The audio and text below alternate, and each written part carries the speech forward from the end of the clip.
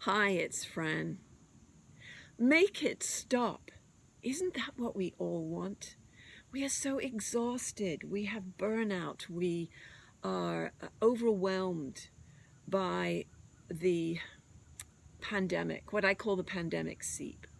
It gets into your bones, into the very fiber of your mind and your body. And trying to make it stop and change it is becoming exhausting. We want to go back to normal, but we can't. There's not going to be any normal anytime soon.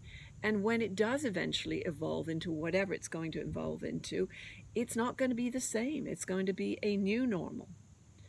So how can we ground ourselves, build resilience, and find equanimity in all this chaos and confusion, compounded, of course, by a general election in the US, which is just adding to the fatigue and uncertainty and fear? So the first thing I recommend is disconnect.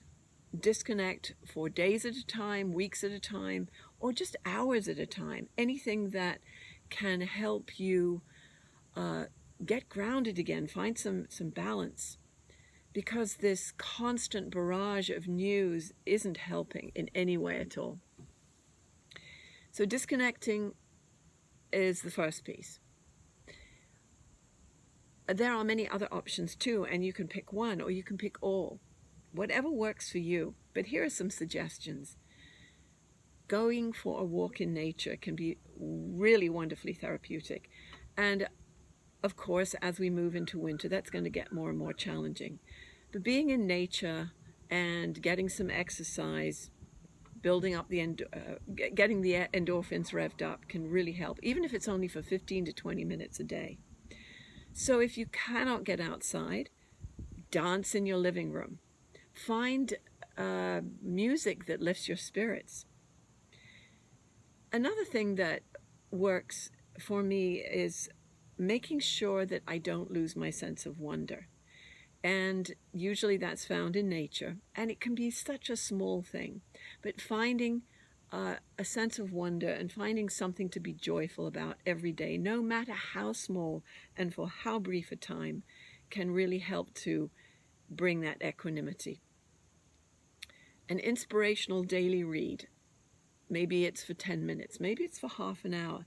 Finding something, again, that lifts your spirits and gets you out of the mud of the fatigue and the overwhelm.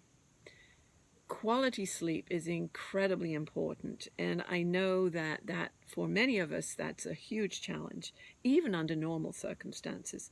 And people are having some pretty weird dreams lately, and is it any surprise? You know, quality sleep helps us to, and being well rested helps us to function at a much higher level. And it's so important. So what are you doing right before you go to sleep? And that's not a loaded question.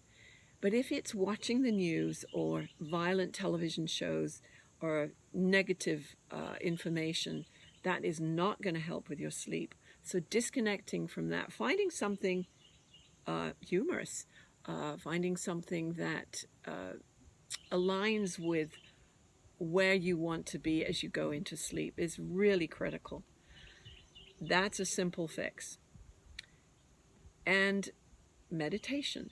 Meditation before you go to bed for 10 minutes, or meditation first thing in the morning, or both ends of the day. And I'm not talking about seeking some extraordinary transcendental experience. I'm just talking about very simple meditation where you close your eyes, you stay completely still, and just focus on your breathing and acknowledge the thoughts that will inevitably come in, and then just let them go. Don't judge. That is, over time, can make a huge difference in your life. The final piece I want to offer today is laughter. And I know that is even more difficult right now, but it makes such a difference, and it is very, very healing. So laughter, however you can find it, in a sense of the absurd, laughing with friends, laughing on your own, something that is not mean-spirited, but something that can bring some sense of fun into your life and being playful, connecting to your inner child. So, more ideas to follow, and I would love to hear from you. I'm actually working on a program right now about this whole piece. So, any input from you would be most valuable. Tell me what works for you and share that with me through my website, reply by email. Just give me a call if you like. Whatever. I would love to hear from you soon, and I'm wishing you well, and I will talk to you next time.